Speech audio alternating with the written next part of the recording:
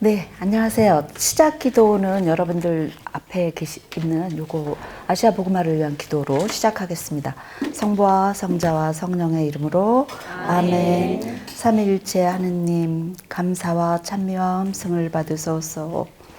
주님께서는 저희 성도들로 하여금 마음을 다하여 창조주 성부를 공경하고 힘을 다하여 구세주 성자의 복음을 전파하며 생명을 바쳐 성화주 성령의 진리를 실행하여 구원을 얻도록 이끌어 주셨나이다. 저희도 주님의 구원을 전하려 하오니 선교의 열정을 지닌 일꾼들을 보내주시고 건강과 지혜와 언어의 은사를 내리시어 은총으로 모든 어려움과 고통을 극복하고 아시아 민족의 복음화에 헌신하게 하소서. 우리 주 예수 그리스도를 통하여 비나이다. 아멘. 성부와 성자와 성령의 이름으로 아멘. 안녕하세요. 네, 반갑습니다. 네, 저는 정복동이라고 하고요. 정복동 아네스입니다. 이렇게 아는 얼굴도 몇 분 계시네요. 내일부터 추석 연휴여서 저는 두세 분 오실까 생각했는데 예상보다 제가 예상한 것보다는 많이 들어오셨네요. 마음이 분주하실 텐데요. 명절 준비로 어쨌든 네, 감사합니다. 함께 해주셔서요. 제가 이번 9월, 10월, 11월 세 번을 넷째 주에 만나 뵙게 될 것 같아요. 그래서 세 번을 하기 때문에 제가 그 세 번에 나누어서 지금 계획은 제가 공교롭게도 세 나라를 갔었기 때문에 한 나라씩 경험을 이야기를 하려고 해요. 그래서 오늘은 첫 번째 나라에 갔었던 이야기를 하려고 하는데요. 이야기 시작하기 전에 제가 시 하나를 읽어드리고 시작을 할게요. 그 요새 여러분들 산에 가시면 밤하고 도토리 많이 떨어집니다. 추석 때여서요. 예, 그래서 밤을 주우며라는 시가 있어서 여러분들과 함께 잠깐 나눠보고자 합니다. 밤을 주우며 이 자리서 싹을 틔우고 봄이면 새싹이 돋았다. 이 자리서 계절을 누리고 햇빛과 하늘과 바람과 빗줄기를 거저 누렸다. 그리고 조용히 내 자리에만 서 있었는데 내 몸엔 이 가을에 밤송이가 열렸다. 살아있다는 이유 하나로 풍성한 삶을 선물 받고 튼실한 결실까지 얻었으니 나 또한 이 좋은 계절에 대가 없이 내가 가진 모든 것을 나누어 주리니 즐겁고 행복하게 가져가거라. 내 하나의 바램 있다면 너도 이 과실을 누군가와 나누면 좋겠구나. 모두 다 주고 빈손으로 홀가분해야 눈바람 겨울을 이길 수 있단다. 새봄 새싹을 키울 수 있단다. 네, 오늘 그 빈센쇼 축일이기도 한데 네, 같이 나누고 하고 싶었습니다. 예, 제가 오늘 쓴 거예요. 제가 오늘 아침에 사실은 오늘이 저희 어머님 돌아가신 어머님 생신이세요. 그래서 저 산소가 저희 집 가까이에 있어서 갔다가 거기에 저희 밤나무가 있어요. 그래서 밤을 주워 왔거든요. 밤나무 주우면서 네. 퇴고는 안 하고 그냥 그렇습니다. 어쨌든 제가 저에게 지금 맡겨진 시간이 50분까지 끝내달라고 하셔요. 그래서 충분할지 모르겠습니다만 하는 데까지 그냥 하겠습니다.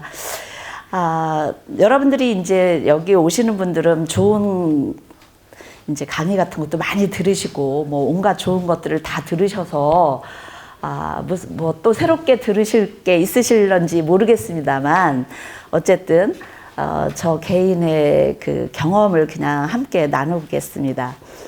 저는 이제 해외 선교를 가기 전에 그 한국에서 먼저 가난한 산동네에서 가난한 분들을 위해서 일을 몇 년간을 했습니다. 그래서 몇 년간을 일을 하고 이제 거기가 다 철거되고 이러면서 아, 여기보다 더 가난한 지역에 가서 조금 일을 할 수 없을까 생각을 해서 이제 골룸만 예방선교회에 지원을 하게 됐었고요. 그래서 골룸만 예방선교회에서 저희는 이제 한 10개월 정도의 교육을 받고 그리고 파견을 10개월에서 1년 정도의 합숙 교육을 받고 그리고 파견을 받습니다. 그래서 근데 이제 제가 처음에 거기 들어갈 때는 저는 좀 단순해서 이렇게 사람이 똘똘지가 못해서 단순해서 그때 당시만 해도 저는 제일 가난한 나라가 필리핀인 줄 알았어요. 그래서 거기서 필리핀을 보내준다고 해서 그쪽에 가난한 나라에 보내준다고 해서 일단 지원을 해서 이제 했는데 교육을 받고 이제 떠날 때가 다 됐는데 필리핀은 2명밖에 못 보내겠고 5명이 같이 교육을 받았는데요. 나머지 3명은 다른 나라 대만으로 가야 된대요. 그래서 저는 바꾸고 싶지 않잖아요. 제가 원래 필리핀을 가고 싶었었는데 그랬는데 그래서 저희들 보고 결정을 하래요. 저희 5명이. 그래서 이렇게 써내기로 했는데 필리핀에 3명이 지원을 하게 됐습니다. 그래서 1명이 누군가 1명은 이제 바꿔야 되는 상황이 되는데 2분은 절대 바꿀 수가 없다고 하시대요. 그래서 제가 그때 기도하면서 그 생각이 들었습니다. 어쨌든 내가 원하는 곳은 필리핀이었지만 하느님께서 원하시는 곳이면 어디든지 가야 되지 않을까라는 생각이 들어서 그럼 제가 바꾸겠습니다 했습니다. 이게 별로 아무것도 아닌 거기는 하지만 또 한편으로는 이제 여기 성소부 분들도 계실 수 있고 그래서 그 차원에서 좀 말씀을 드리면 어쨌든 우리가 그 선교지에 파견되는 나라를 선택하거나 이런 것일 때도 본인이 가고 싶은 나라들이 분명히 있어요. 선택하고 싶은 나라도 있고. 그런데 그렇게 해서 본인이 원하는 대로 가게 될 수도 있지만 사실은 또 본인이 원하는 곳으로 것이 아닌 곳으로 보내질 수도 있죠. 그거는 저는 하나님의 뜻이라고 생각이 들고요. 그럴 때 그것을 하느님의 뜻으로 좀 받아들일 수 있는 유연성이 조금 선교사를 준비하시는 분들에게는 조금 필요로 하지 않을까라는 생각을 합니다. 제가 뭐 아주 유연하다는 뜻은 아니지만 어쨌든 그래서 이제 덕분에 총장님으로부터 고맙다는 편지까지 받았습니다. 그래서 어쨌든 이제 파견이 되었는데 제가 한국에서는 나름 산동네에서 큰 일도 할 수 했어요. 사실은 우리나라에서 처음으로 순환식 재개발을 하게 됐고 그래서 처음으로 철거민들이 그냥 쫓겨나지 않고 임대 아파트로 모두 집단 이주를 다 몇만 명을 할 수 있게 됐었고 또 거기서 공부방을 만들어서 무료로 아이들 공부도 가르칠 수 있었고 나름 어쨌든 제 역할을 할 수 있었습니다. 선교지에 가서 첫 번째로 제가 이제 느낀 것은 어쨌든 말이 하나도 안 통하잖아요. 그래서 제가 할 수 있는 일이라는 게 처음에는 아무것도 없고 말과 문화를 배우는 것 외에는 아무것도 없었습니다.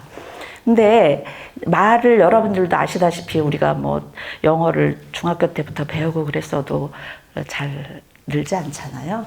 근데 생판 들어보지도 못했던 나라의 언어를 배운다는 게 그렇게 하루아침에 되는 게 아니더라고요.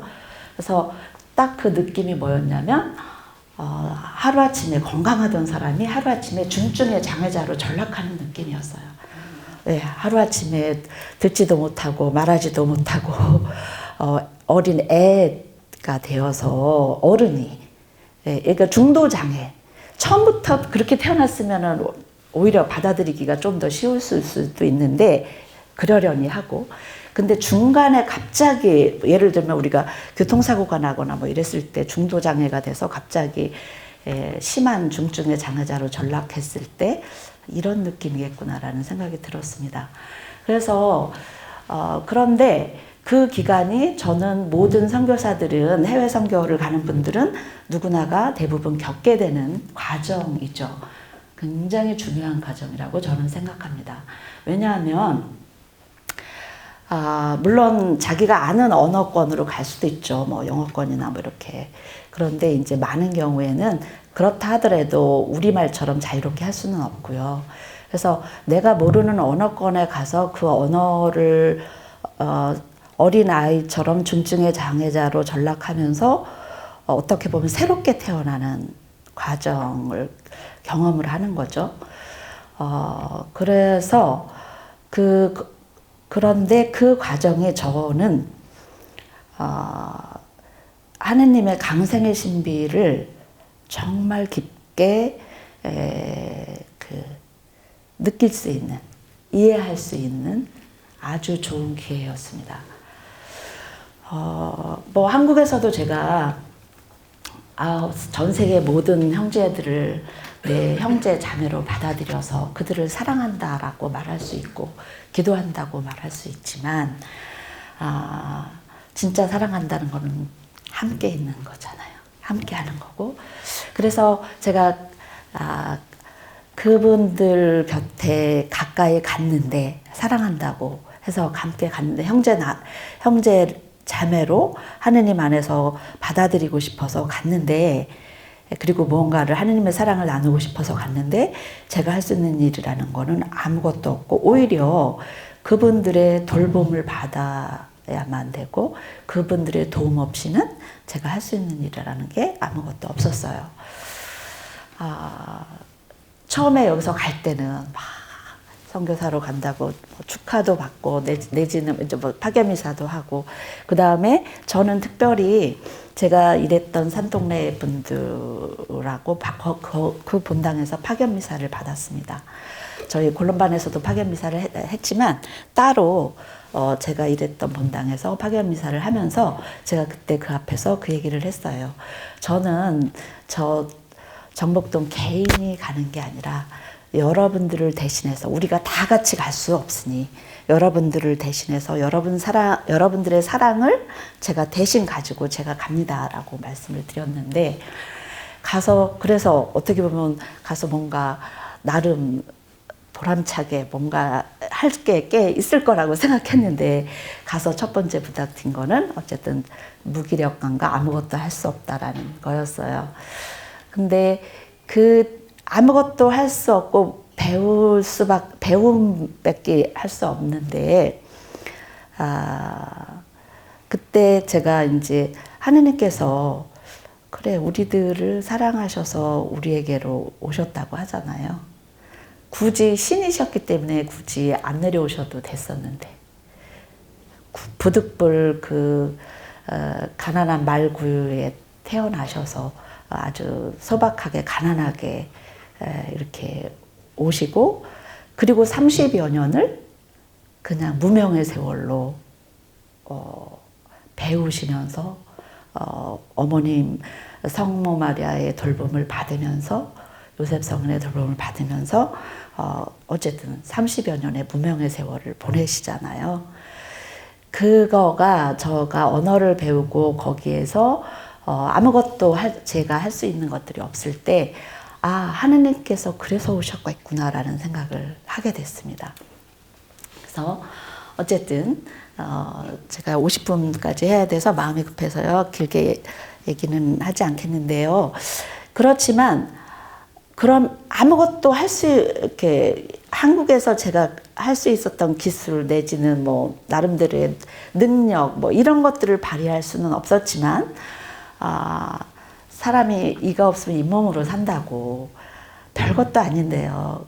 그냥 웃는 거 하나만으로 그들이 기뻐해 주더라고요. 네. 그러면서 오감이 발달하기 시작을 하는 것 같았어요. 그래서 제가 나중에 이제 거기서 언어를 배우고 노숙자분들이랑 일을 하게 됐는데 사실 그때 제가 한국을 떠날 때까지만 해도 한국에는 노숙자라는 말이 사실은 없었었어요. 노숙자라는 말 여러분들 IMF 때 그때 생긴 그때 이제 보편화돼서 한국 사회에서 쓰게 된 언어예요. 그 전에는 뭐 행여자 뭐 이런 식의 언어를 썼었는데 저는 사실은 IMF 터지기 전에 나갔습니다. 그래서 이제 제가 노숙자분들이랑 같이 일을 하게 됐는데요. 저는 그렇게 생각했습니다. 어쨌든 저희가 평신도이고 특히 대만 같은 경우에는 물론 뭐 신부님도 수녀님들도 계세요. 그런데 이제 아마 평신도 선교사들은 다 똑같지는 않습니다만 전 세계에 뭐 다양한 곳에서 다양한 방식으로 일들을 하는데 이제 저는 그렇게 생각을 했었어요. 그 사회에서 가장 가난하고 버림받고 어려운 분들과 함께 하는 것이 제가 할 일이라고 생각을 했고 그러면서 어쨌든 인연이 되어서 노숙자들과 일을 하게 됐는데 그 노숙자분들이랑 일하면서 그분들이 처음에는 쉽지 않았습니다. 어쨌든 그런데 제가 뭐 엄청나게 대단하게 그분들을 위해서 할 수 있는 일이 그렇다고 있지도 않았어요.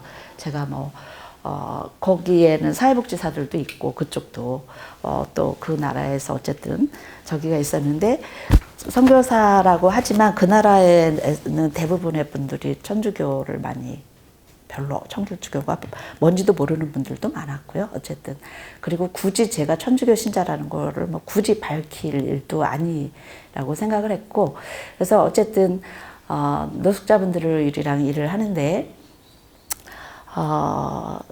제가 말을 잘 못하기 때문에 이분들이 저를 바보 취급하죠.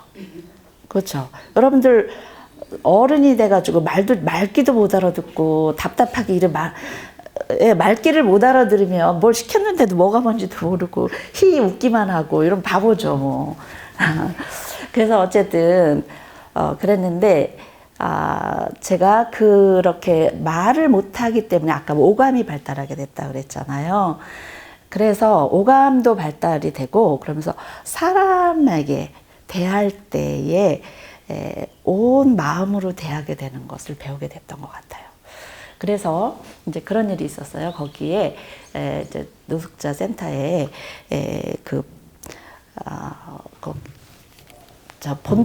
중국 본토에서 이렇게 내려오셔서 저는 대만 말만 배웠습니다. 그런데 거기 공용어는 또 중국어예요. 그래서 조그만 대만은 우리나라 경상남북도 정도의 밖에 안 되는 작은 나라인데 그리고 종족도 7종족인가 살고 있고요. 언어도 다 다르고요. 그런데 그래서 그 중국어 만더린이 공용어인데 또 집에서는 대부분의 민족 거기 저기들이 집에서는 또 제가 배운 대만어를 또 써요. 근데 이제 애들은 학교에서 어릴 때부터 어린이집에서부터 중국어만 배우기 때문에 애들은 잘 못하는 애들이 많고요. 나중에 커서 이렇게 배우는 사람들도 있고 그래요. 근데 어쨌든 제가 만난 그 노숙자 할아버지는 중국말밖에 못하시고 저는 대만말밖에 못하고 소통할 수 있는 방법이 없죠. 처음에는 사실은 제가 그분들과 함께 하려고 할 때 제가 말을 못하고 그러니까 뭐 바보 같고 그러니까 그리고 노숙자분들이 조금 처음에는 좀 거칠을 수 있어요. 왜냐하면 이렇게 뭐라고 말해야 될까요? 다 포기한 나도 나 자신을 포기하고 우리 가족도 우리 나라도 그래서 조금 거칠 수 있어서 저한테 막 제 앞에 와서 침 뱉으면서 꺼지라고 그러고 뭐 이런 분들 많이 있었습니다. 근데 어쨌든 그 만도린만 하시는 그 할아버지가 그 안에서 이제 어떤 굉장히 속상한 일이 있으셨던 것 같아요. 근데 제가 만도린 말을 못한다는 것을 아시면서도 너무 말을 하고 싶으셨던 거겠죠. 자기 이야기를 들어줄 사람이 아무도 없고 자기 편이 되어주는 사람이 하나도 없고 너무 속상하시니까 이제 저를 보고 저를 잡고 이제 얘기를 하시기 시작을 하시는데 막 눈물이 글썽글썽 하셔가지고 이야기를 하시는데 솔직히 저는 한마디도 그분이 무슨 말씀을 하시는지 못 알아들었어요. 그런데 제가 그분과 눈을 마주치면서 그분이 말씀하시는 거를 정말 온 마음으로 굉장히 긴 시간이었었어요. 이렇게 뭐 1, 20분이 아니었어요. 아주 굉장히 긴 시간이었는데 제가 이분의 마음으로 이거를 들어야 되겠다.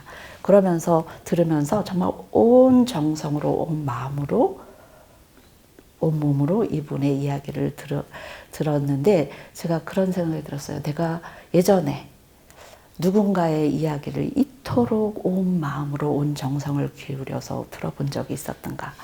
그리고 그러면서 제가 들으면서 제가 이렇게 기도했어요. 하느님, 제가 이분의 이야기를 하나도 못 알아듣는 거 아시죠? 그런데도 이분은 지금 하느님께 이야기하고 싶으셨겠죠. 근데 저를 통해서, 저의 귀를 통해서, 저를 통해서 들으십시오, 하느님. 네. 그런 기도를 하면서 이제 제가 그 이야기를 깊게 들었던 거가 있었는데 그런 경험들을 통해서 제가 아까도 말씀드렸지만 선교사들이 새롭게 태어나는 것 같아요. 즉 그렇게 말도 못하고 바보 같고 모든 것 중증의 장애자로 전락되는 그러한 경험들을 통해서 내 스스로가 가난한 사람이 되는 거고 내 스스로가 보잘것없는 사람이 되고 그러기 때문에 그들이 더 이상 남이 아니고 깊게 연대할 수 있는 연대감 같은 것들이 생겼던 것 같아요. 그전에도 한국에서도 제가 가난한 분들을 위해서도 많이 일을 했지만 그러면서도 늘 뭐가 있었냐면 겉으로는 최소한 그렇게 표현을 안 하지만 속 안에서는 그런 게 있었던 것 같아요. 그래도 나는 당신들보다는 좀 낫고 그래서 내가 당신들에게 이런 도움도 줄 수 있고 뭐 이런 거가 있었던 것 같았는데 이제는 저 스스로가 너무나 가난하고 보잘것없는 그런 사람이 되어서 이제는 함께하는 거구나라는 그래서 새롭게 태어나는 그래서 어쩌면 선교사들이 현장에서 살면서 그런 체험들 그런 과정들을 누구나가 거치죠. 왜냐면 언어나 문화를 잘 모르기 때문에 그래서 그런 과정을 통해서 새롭게 거듭나는 거가 아닌가라는 생각을 합니다. 그리고 뭐 말을 배울 때는 정말 그 실수투성이 있죠. 그런데 이제 선교사로 떠나실 분들 같은 경우에는 그런 실수하는 것에 대해서 좀 두려워하는 것을 조금 내려놓으셔야지 되는 것 같아요. 그러니까 한국에서는 꽤 내가 배운 사람일 수도 있고 또는 고상한 사람일 수도 있고 뭐 아주 괜찮은 사람일 수 있었지만 이제는 아기처럼 말을 배우고 이러는 과정에서 이제 나의 부족한 것을 부끄러워하거나 또는 감추려고 한다면 그 생활을 계속하기가 쉽지 않겠죠. 그래서 어쨌든 그래서 이제 재미있는 일화들이 많이 있습니다. 언어를 배우면서 처음에 제가 어떤 할머니 만나가지고 얘기를 막 하고 싶어서 열정에 그래서 할머니 연세가 어떻게 되세요를 물어보고 싶은데 그 말은 아직 미처 못 배웠어요. 근데 숫자는 배웠습니다. 그래서 제가 용기를 내서 머리를 막 썼어요. 우리 영어에서도 막 그런 거 있잖아요. How are you? 그럼 fine, thank you, and you 이러면은 그런 것처럼 저도 머리를 써서 참 재밌는 게요. 나라마다 첫 번째로 배우는 용어들이 그 나라 국민성 같은 거를 좀 말해준대요. 우리나라 제일 먼저 그 외국인들이 배우는 교재 같은 거에 보면 제일 먼저 나오는 게 우리나라는 인사죠. 안녕하십니까? 안녕하세요. 왜요? 우리는 그런 예의나 이런 것들을 굉장히 중요시하게 생각하는 나라죠. 근데 재밌게도 제가 대만어를 배웠을 때 제일 먼저 배운 게 숫자였어요. 그래서 제가 숫자를 배웠으니까 해서 할머니 그러면서 안녕하세요는 이제 할 줄 알았어요. 안녕하세요 하고 제가 저는 제 딴에는 저는 30 그때가 32살이었는지 3살이었는지 제가 그랬던 것 같아요. 그래서 저는 33이었는지 4시였는지 33살입니다. 할머니는요? 이렇게 했더니 할머니가 막 웃으세요. 그래서 왜 웃으시지? 그랬더니 할머니가 하시는 말씀이 나는 75원입니다. 그래서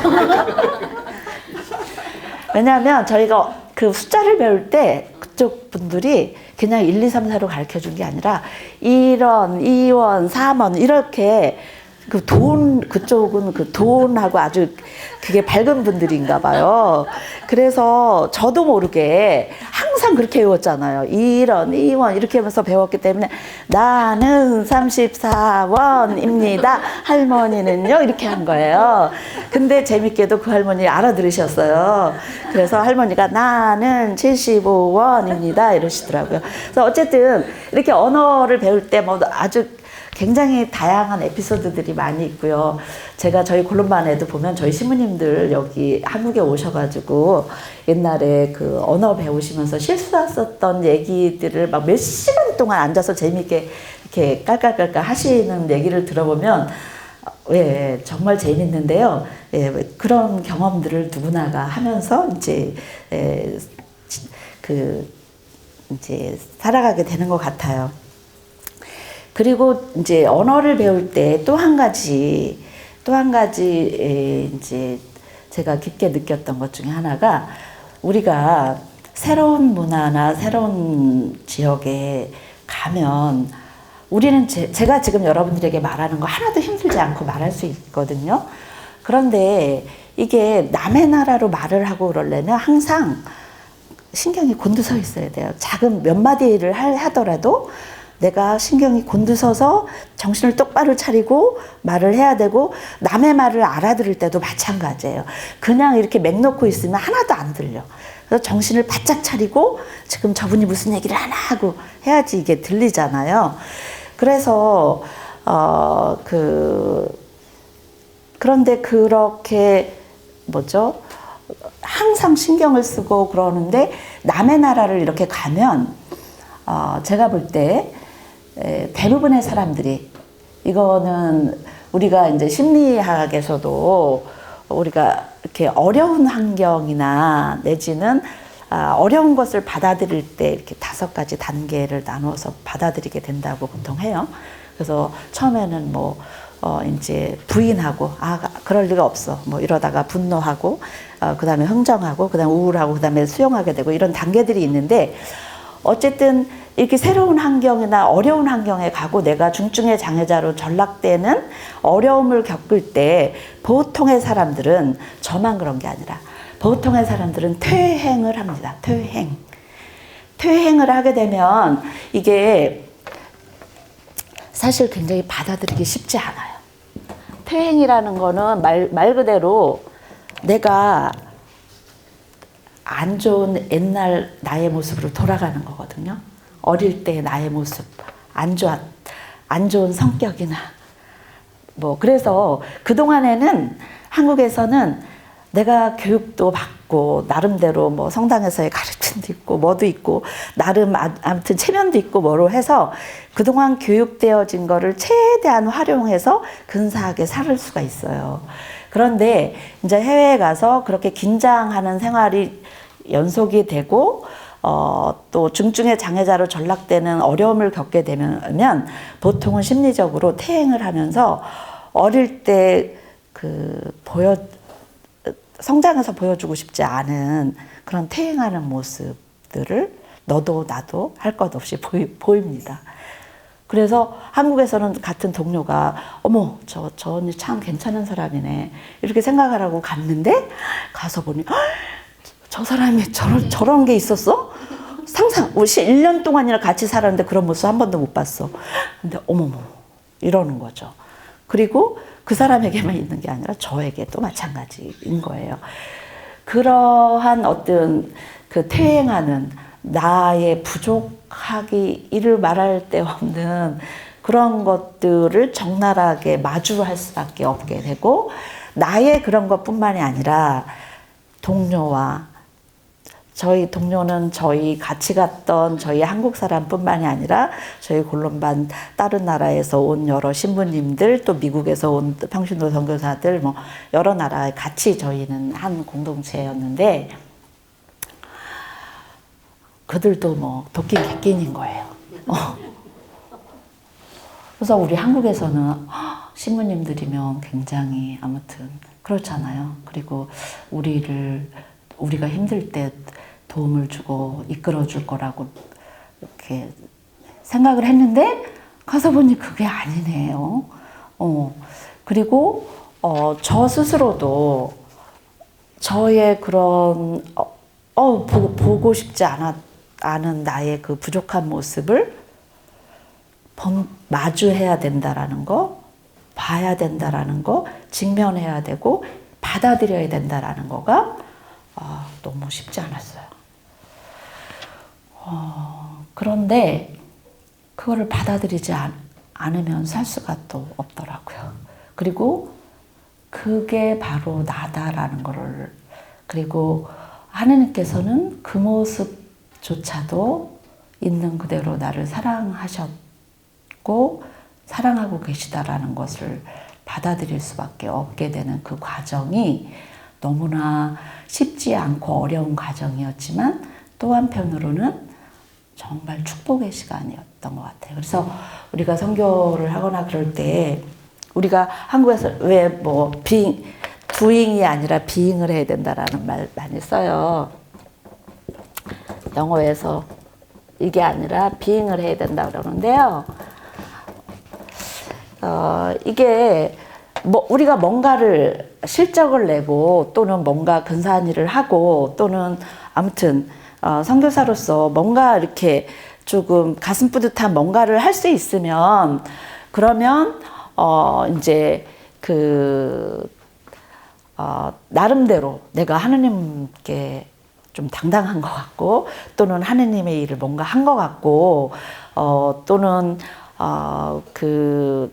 인정받는 것 같고, 인정받을 수 있을 것 같고.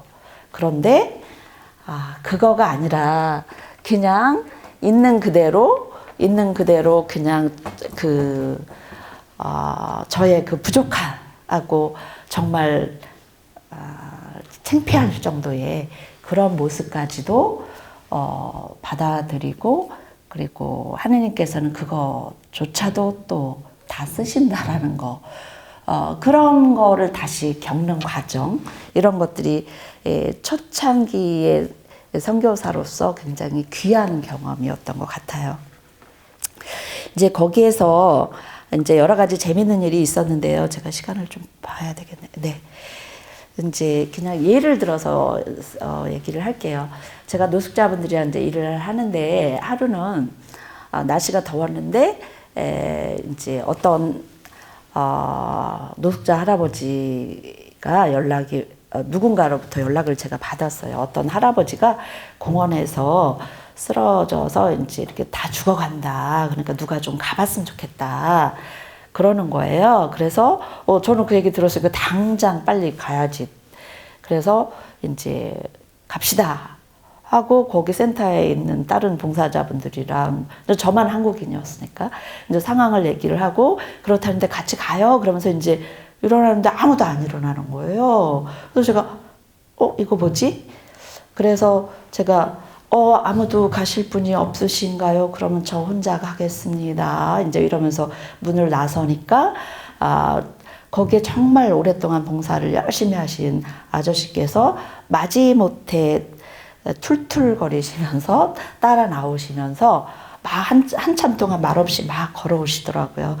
그러더니 나중에 저를 불러 세우더니 그런 말씀을 하셨어요. 난 네가 이 시간에, 그때가 꽤 더운 시간이었어요.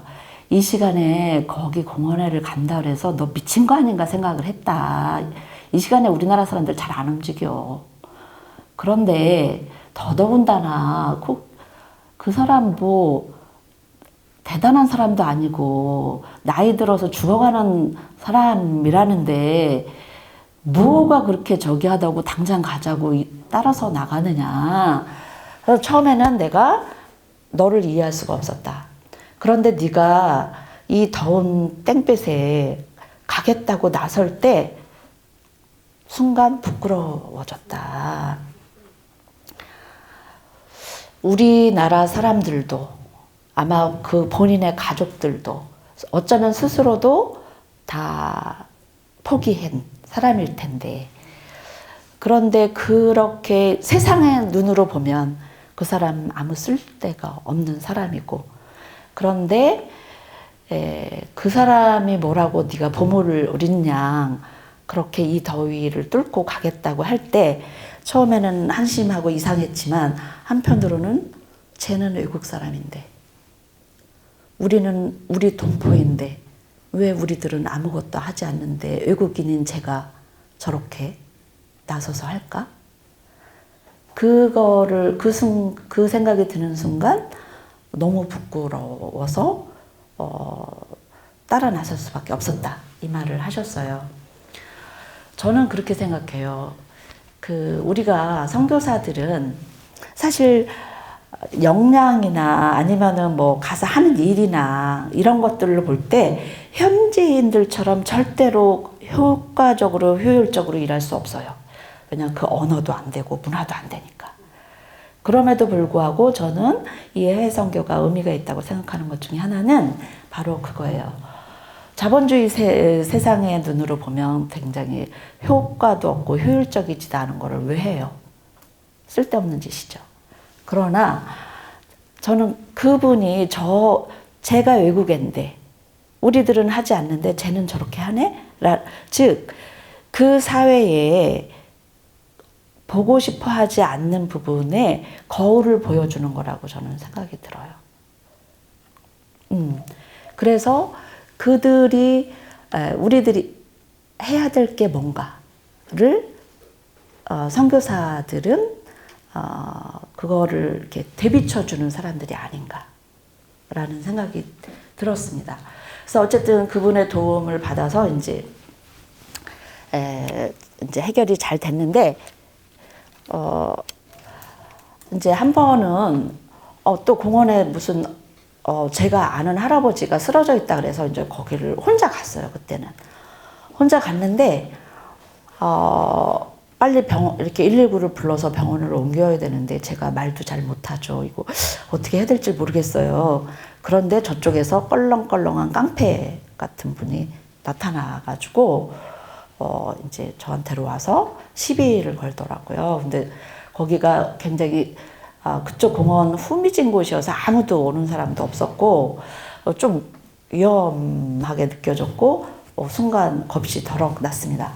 그래서 이걸 어쩌나 그랬는데 겉으로는 태연한 척 했지만 어쨌든 속에서는 좀 쫄았죠. 근데 그분이 저한테 막 이제 제가 여성이고 그때만 해도 제가 30대 초반이고 그러니까 이렇게 조금 막 아가씨 막 이러면서 이렇게 좀 건들거리면서 이제 그러면서 뭐 왜 왔냐 막 그러면서 이제 그 할아버지를 보더니 막 할아버지를 이렇게 한 대 때리는 거예요. 그러면서 이 폐병쟁이 할아버지한테 너는 왜 왔냐고 그러면서 저한테 그러면서 좀 함부로 이렇게 대하는데 제가 순간 이 일을 어떻게 해야 되나 했는데 너무 고맙게도 저쪽에서 제가 아는 노숙자분이 왔어요. 그래서 제가 아는 노숙자분이 그분도 껄렁거리면서 오셨고 그분도 남자분이셨는데 그분이 저한테 그랬어요. 오, 한국 아가씨? 그러더니 이쪽에 깡패처럼 구른 그분한테 야 임마, 딴 사람은 몰라도 이 사람한테는 이 사람 건드리면 안 돼. 그러면서 하는 말이 이 사람은 우리나라 사람도 아니고 멀리에서 와가지고 우리 같은 사람들을 도와주는 사람이야. 그래서 내 친구야. 나랑 같이 밥 먹었고 나랑 같이 어디 공연도 갔고 나랑 같이 이렇게 해서 내 친구인데 내 친구한테 너 그러면 안 돼. 딴 사람한테는 다 그래도 이 사람 내 친구야. 그래서 적극 저를 변호를 해줘서 위기를 이제 모면을 했더니 그분이 금방 태도를 바꾸시더니 아 그래요? 그러면 뭐 지금 뭐 하려고 그랬던 거예요? 이러면서 이제 제가 빨리 119를 불러서 제가 여기가 어딘지 설명도 못 하겠고 그렇다고 그랬더니 그럼 119 부르고 막 그랬더니 119가 막 오니까 막 손을 그분이 막 흔들면서 막 해가지고 그분이 막 해서 이제 이렇게 보내드릴 수가 있었어요. 제가 그분들한테 사실 뭐 대단한 거를 한 거 없었습니다. 그런데 제가 노숙자분들이랑 할 수 있었던 거라는 거는 같이 먹고 같이 얘기 듣고 같이 또 그분들이요 노숙자분들이 정보가 굉장히 빠릅니다. 그래갖고 어디에 무료로 뭐 하는 게 있다. 어디에 무료로 하는 무슨 공연이 있어. 어디에 무슨 무료 축제가 있어. 그러면은 이제 제가 한국 사람이잖아요. 그러니까 너 그런 거 구경 못 해봤지? 우리가 데리고 갈게. 데리고 가는 거예요. 그래서 저 따라다녔죠. 그래서 사실은 제가 그분들에게 특별히 뭐 어마어마한 뭔가를 해준 건 아니었으나 그분들이 저에게 베풀 수 있는 기회를 제가 말도 못하고 할 줄 모르니까 베풀 수 있는 기회를 저는 드렸던 것밖에 없어요. 어떻게 보면은 진짜로. 그런데 그거가 그분들을 생기게 하고 살게 만드는 것 같았어요. 그리고 제가 거기 노숙자분 어떤 아저씨 정말 다 포기하신 분이에요. 거기에서도. 그런데 그분이 이제 제가 그분에게 이야기했어요. 제가 이 말을 잘 못하니까 최소한 그분이 다른 거 뭐 돈도 없고 아무것도 없고 뭐 아무튼 다 포기를 했지만 말은 저보다 기가 막히게 잘하시잖아요. 그래서 제가 선생님으로 모셨어요. 저 좀 가르쳐 주세요. 제 선생님이 좀 대해주세요. 그랬더니 처음에는 이분이 날 놀리나 싶더니 그다음부터는 막 얼마나 열심히 저한테 이거는 뭐고 막 너 발은 그렇게 하는 게 아니고 이러면서 저를 가르쳐 주시면서 이분이 살아나기 시작을 하더라고요. 그래서 생기가 나시면서 그러면서 어떻게 보면은 이분이 이제 이렇게 모든 것들을 포기하고 이러셨던 것들에 이제 약간 희망을 갖기 시작을 하시더라고요. 그래서 제가 생각을 하게 됐어요.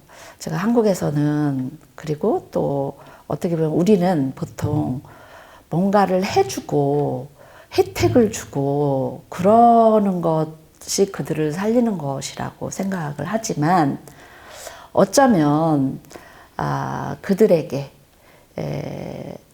제가 외국인이었고 말도 못하고 그러니까 그분을 선생님으로 모실 수 있었고 어쩌면 그리고 아무것도 나눌 게 없는 분들이라고 하지만 최소한 저를 선생님으로 그 말을 가르치실 수 있는 능력이 있으시잖아요. 그런 것들을 알아볼 수 있게 됐던 것은 제가 그렇게 아무것도 할 줄 모르는 말도 못하는 그런 사람이었기 때문에 그게 가능했던 거라고 생각이 들어요. 그래서 어쨌든 뭐 가서 엄청나게 큰 일을 하지 않아도 그렇게 삶을 그냥 함께 먹고 친구가 되어주고 얘기 나누고 이러는 것만으로도 얼마든지 그분들과 나눌 수 있는 게 풍요롭다라는 것을 느꼈습니다. 그리고 이제 한 번은 거기에 이제 그러다 보니까 제가 조금 인기가 좋아졌어요. 막 센터에서. 그래서 제가 아침에 가면 막 그분들이 왜냐면 거기 사회복지사가 있었어요. 그런데 사회복지사들은 이런 마이크를 그 위층에서 거기는 이제 구조가 이렇게 막 센터 구조가요. 조금 우리랑 좀 달라서 이렇게 돼서 이렇게 이제 방들이 이렇게 다 있고 요 가운데가 이렇게 뭐죠? 광장처럼 이렇게 되어 있고 여기 1층에 사람들은 다 있고 사무실은 2층에서 이렇게 내려다보면서 이런 마이크를 들고 막 사회복지사분들이 막 소리 질러요. 나오세요! 막 그러고 식사하시라고요! 막 그러면서 그러면 사람들이 말 안 듣죠. 내가 여기까지 올 때는 남의 말 그렇게 들을 것 같았으면 왜 여기까지 왔겠어요. 그렇잖아요? 안 들어요. 그런데 이제 제가 친구가 되고 나니까 제가 우리 같이 저기 산책 갈까요? 그러면 우르르 따라 나오고 이러는 거예요. 그래서 하루는 이제 제가 갔더니 사회복지사가 저를 부르더니 저한테 따다다다다다닥 하면서 막 소리를 지르는 거예요. 그래서 제가 이게 뭐지? 아침 대바람부터. 근데 정말 막 화를 내더라고요. 근데 제가 순간 어떤 생각이 들었느냐 하면 나는 이런 야단을 맞지 않아도 될 사람이야. 그렇잖아요. 여기 나는 그들은 뭐 제가 선교사인지 뭔지도 모르는지, 그죠. 근데 어쨌든 나는 내 삶을 여기에 나누러 왔고, 이게 싫으면 이 사람이 나한테 지금 다다다다다 이러면서 야단치는 거, 이런 거가 듣기 싫으면 당장 오늘부로 여기 안 나오고 딴 데 가서 일하면 되고, 딴 데 가서 봉사하면 되고, 내가 당신한테 그런 걸 받을 일이 없죠. 그런데 그 생각이 들었어요. 그 안에 계셨던 분들은 제가 거기에서 수없이 목격을 했어요. 사회복지사가 젊은 25살밖에 안 된 젊은 여자애였어요.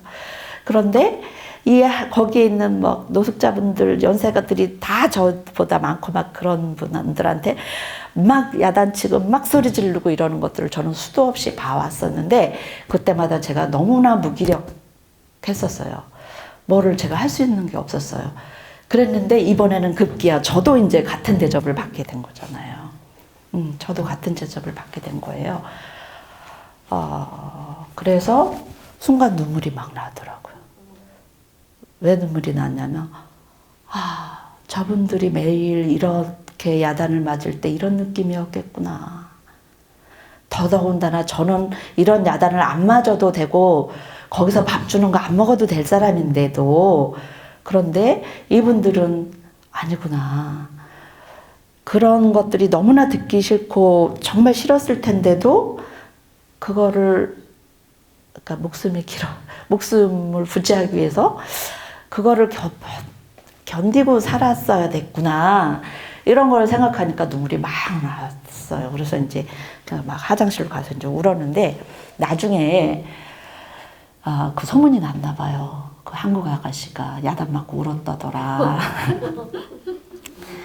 그랬는데 그때 제가 야단 맞을 때 거기에 그 센터장 선생님이 없었었어요. 근데 나중에 이제 소문을 들으셨나 봐요.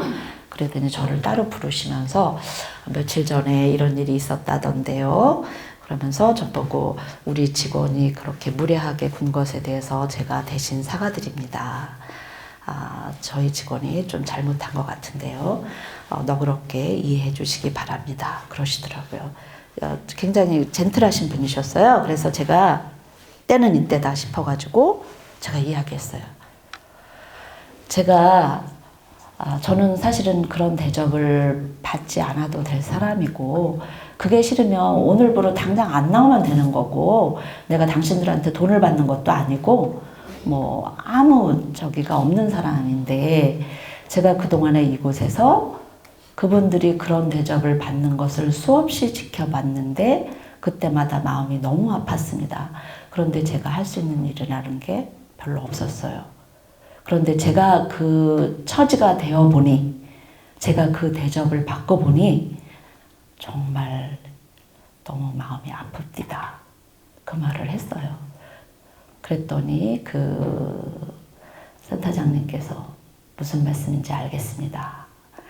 그러더니 그 이후로 그 센터에서 그런 폭력과 폭언이 싹 사라졌어요. 근데 이게 저는 제가 뭐 대단한 일을 한 거 하나도 아니에요. 그냥 그들의 일상을 같이 나누다 보니까 그들의 일상에서 이루어지는 일을 저도 그냥 한번 겪은 것 뿐이었어요. 그때 저는 그거를 통해서 예수님께서 십자가를 지시고 십자가에 우리 죄를 대신해서 십자가를 지셨다라는 게 이런 의미일까?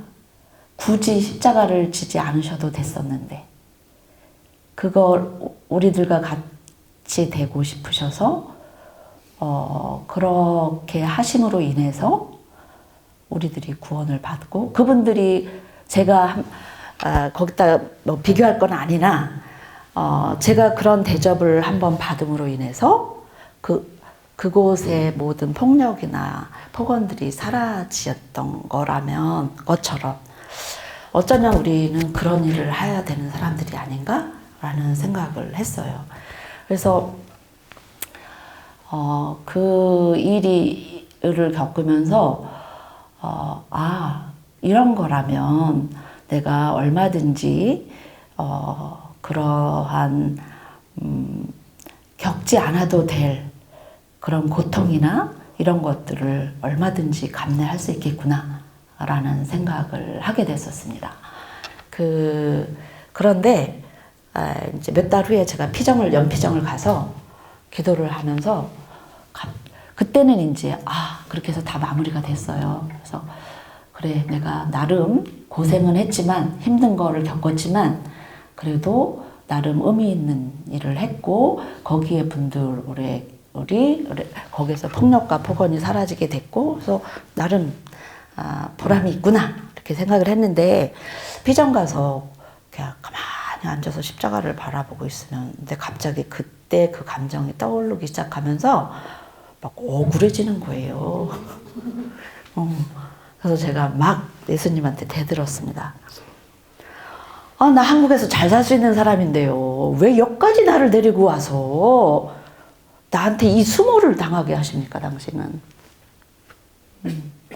나 한국에서 그대로 잘 있었으면 뭐 아주 뛰어나게 잘 나가지는 않더라도 최소한 나름 뭐 이렇게 저기를 받으면서 살 수 있었을 것 같은데 여기까지 와서 이게 진짜 그때 제가 여기에서 굉장히 많은 분들이 계셨는데요.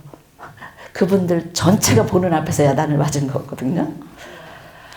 그 많은 사람들 안에서 보는 앞에서 내가 그런 수모를 당할 이유가 없는데 아니 대만까지 저를 끌고 오셔서 저한테 그런 수모를 당하게 하시는 당신은 뭡니까? 이러면서 제가 예수님께 막 대들었어요. 근데 오히려 그렇게 예수님께 대어들고 그러면서 예수님하고 훨씬 더 친해지는 느낌을 받았습니다. 네. 예수님이 뭘 더 이상 그렇게 하늘에만 계시거나 저 벽에만 계시는 예수님이 아니었어요. 어쨌든. 그리고 시간이 다 됐네요. 근데 그분들이 제가 굉장히 감명 깊었던 것 중에 하나가 제가 이제 그때 당시에 제 동생이 너무 많이 아파가지고 막 뭐 사경을 헤맬 정도라는 이제 소식을 제가 접하게 됐어요. 근데 사실은 선교사들은 제가 볼 때 본인은 저 좋아서 하는 일이죠. 그래서 저 좋아서 갔어요. 저도. 그래서 갈 때는 잘 몰랐어요. 그냥 제가 원하던 일을 하게 됐고 그동안에 오랫동안 하고 싶었던 일을 가서 하게 됐고 그래서 신나서 갔는데 남겨져 있는 가족들은 제가 거기에 떠나는 그쪽으로 가는 순간부터 항상 염려되고 걱정되고 그쪽에 뉴스를 항상 보게 되고 무슨 일은 없나 뭐 제가 거기 있을 때 마침 지진이 7점 몇 지진이 나서요. 몇천 명이 그때 죽었었습니다. 실제로. 그런데 제일 먼저 새벽 2시에 몇 분에 지진이 났었는데 정말이 이렇게 오는구나 싶었어요. 근데 5시 몇 분에 저희 오빠 전화 왔더라고요. 제일 먼저 알고 거기 지진 났다는데 괜찮냐 이러면서. 그래서 가족들이 사실은 훨씬 더 고생하는 것 같아요. 그래서 선교사 한 사람이 파견이 되지만 사실은 여기 있는 가족이나 또 제가 그 산동네의 가난한 지역의 분들을 대신해서 제가 간다고 말씀을 드렸기 때문에 그분들도 제가 그쪽에서 건강하게 잘 지내는지 뭐 하는지 늘 걱정하고 염려하고 그래서 여기에서 그렇게 늘 걱정하고 기도해주는 그런 모든 분들이 사실은 다 선교사라고 생각을 합니다. 그래서 여러분들도 사실 동복원들 회원들이시고 이러실 텐데 아시아에 선교 나가 있는 그러한 모든 분들을 위해서 여러분들이 기도하시고 마음 써주시고 후원하시고 이러시는 모든 것들 여러분들이 사실은 같은 선교사신 거죠. 그래서 저도 제가 시간이 다 돼서 이제 다음에 또 얘기를 할 거로 다음 달에 얘기를 할 거를 기약을 하고요. 그래서 어쨌든 그러한 체험들이나 그러한 것들을 할 수 있었던 것은 사실은 많은 분들이 기도를 해주셨고 또 염려를 해주셨고 또 후원을 해주셨고 그런 덕분이라고 생각을 해서 여기 계신 모든 분들이 하시는 모든 일들이 정말 소중한 일들을 하고 계시다라는 거 이 자리를 빌어서 다시 한번 말씀을 드리고 감사하다는 말씀을 드리고 싶습니다.